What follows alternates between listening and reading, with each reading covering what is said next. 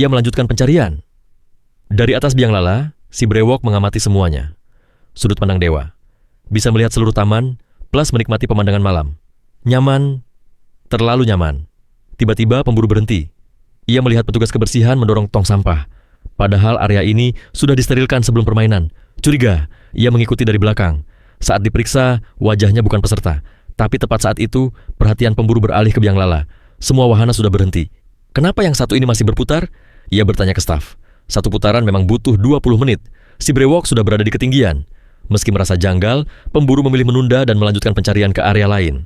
Di zona hewan, ia melihat seekor anjing sedang tidur di kandang. Tanpa curiga, ia langsung pergi.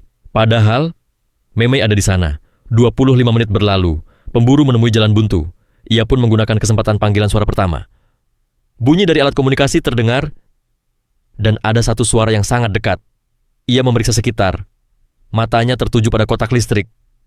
Dibandingkan sekitarnya, noda di kotak itu terlihat tidak wajar. Meski ruangnya sempit, ia tetap memukulnya. Dan benar saja, pemain keenam bersembunyi di dalamnya. Tanpa panggilan suara tadi, hampir mustahil menemukannya. Pemburu lanjut bergerak, ia kembali bertemu petugas kebersihan. Sesuai rencana Susan, kali ini petugas tidak berada dekat tong sampah. Ia hanya mengeluh soal lembur, pemburu membiarkannya pergi. Sementara itu, dari biang lala, si brewok malah mengejek pemburu. Terlalu percaya diri, merasa tak terkalahkan, kesalahan fatal. Tak lama kemudian, pemburu melihat kereta di jalur roller coaster. Tak ada debu, berarti baru dipindahkan.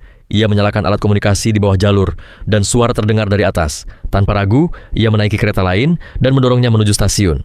Sambil bergerak, ia melihat ke arah biang lala dan menangkap siluet manusia di ketinggian. Sesampainya di stasiun, ia membuka terpal hitam. Lisa tertangkap. Kini setengah peserta gugur, dan nasib si brewok sudah bisa ditebak. Kurang disiplin, terlalu pamer. Tak lama kemudian, ia juga tersingkir. Pemburu kembali berkeliling dan lagi-lagi bertemu petugas kebersihan. Kali ini, ia hampir curiga, namun justru membantu mendorong tong sampah agar sang petugas bisa cepat pulang. Ironis, akhirnya ia kembali ke kandang anjing. Karena takut anjing, sebelumnya ia tak memeriksa dengan teliti. Kini ia sadar, bulu itu palsu, dan ukuran tubuhnya terlalu besar untuk seekor anjing. Memei pun tertangkap. Waktu hampir habis. Namun satu hal mengejutkan terjadi.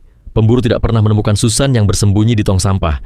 Dengan akting sempurna dan strategi tanpa celah, Susan bertahan hingga akhir dan menjadi juara. Jujur saja, uang hadiah itu benar-benar pantas ia dapatkan. Sekarang pertanyaannya, kalau kamu yang ikut, kamu akan bersembunyi di mana?